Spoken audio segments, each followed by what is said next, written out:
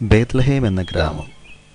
അവിടെ ഒരു ഇടയ ബാലനുണ്ടായിരുന്നു, ഡെസ്തോസ്. അതായിരുന്നു അവന്റെ പേര്. ആരോരും ഇല്ലാതിരുന്ന ആ ബാലൻ ഒരു ധനികന്റെ ആടുകളെ മേയിച്ച് ജീവിതം കഴിച്ചു പോന്നു. ഒരു ദിവസം തന്റെ ആടുകളെയും കൊണ്ട് യജമാനന്റെ ഭവനത്തിലേക്ക് തിരികെ വരുമ്പോൾ അവൻ ഏറ്റവും സ്നേഹിച്ചിരുന്ന ആട്ടിൻകുട്ടികളിലൊന്ന് ഒരു തേരിന്റെ ചക്രങ്ങൾ കയറി അപകടത്തിൽപ്പെട്ടു. ഇനി അവൻ എന്തു ചെയ്യും? തിരികെ ഭവനത്തിൽ ചെല്ലുമ്പോൾ യജമാനൻ അവനെ ഇറക്കിവിടും. ആരവനെ സഹായിക്കും? ആടുകളെയെല്ലാം അവൻ സുരക്ഷിതമായ ഒരിടത്താക്കി അവനും സുഹൃത്തും ആ വഴിവക്കിൽ ഇരുന്നു.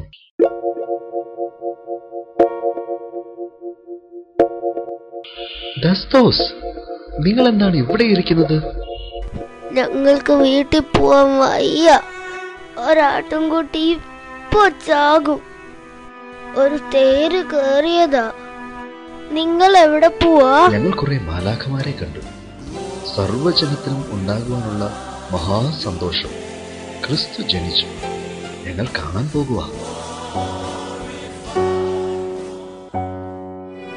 ഞാൻ എന്ത് ചെയ്യും? യജമാനനെ പറഞ്ഞയക്കും. എനിക്ക് വയ്യ വീട്ടിൽ പോവാൻ. അല്ലെങ്കിൽ അയാളൊരു ചീത്ത മനുഷ്യൻ. എനിക്ക് അയാളെ ഒട്ടും ഇഷ്ടമല്ല.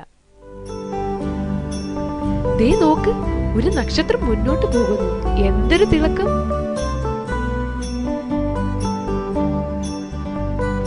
നക്ഷത്രം തിളയിക്കോട്ടെ, എനിക്ക് നടി കിട്ടും. അയാൾ എന്നെ അടിച്ചു കൊല്ലും, ഉറപ്പാ.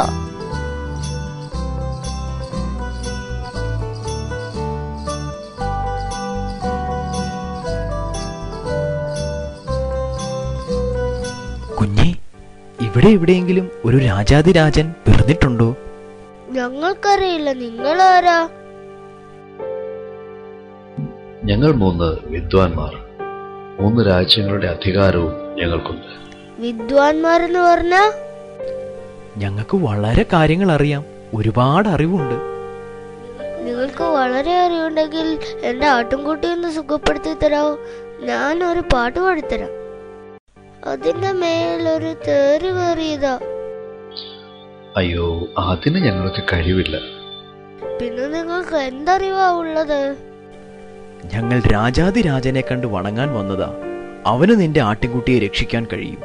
ആർക്ക്? ആ കൊച്ചു കുഞ്ഞിനോ? വന്നു നോക്ക്. എന്റെ കയ്യിൽ അവന് കൊടുക്കാൻ ഒന്നുമില്ല. ഞാനൊരു പാട്ട് പാടിക്കൊടുത്താ മതിയോ? എനിക്ക് പാട്ട് പാടാൻ അറിയാം. നീ ആടുകളുടെ അടുത്തേക്ക് പോകും. ഞാൻ ആ കുഞ്ഞിനെ ഒന്ന് കണ്ടിട്ട് വരാം.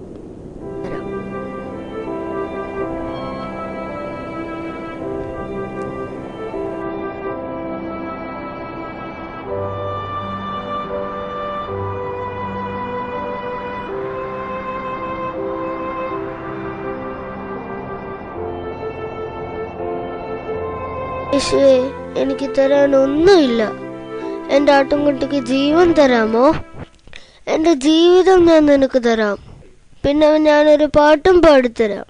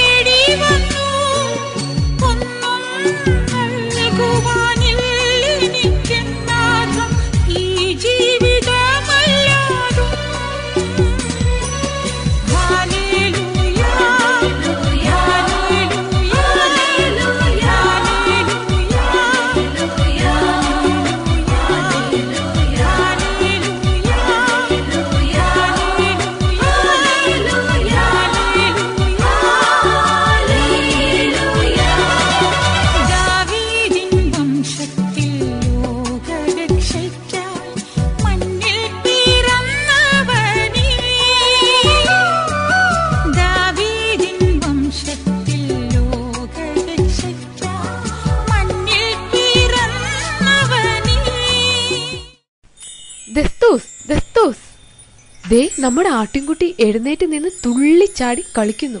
നീ വേഗം വാ.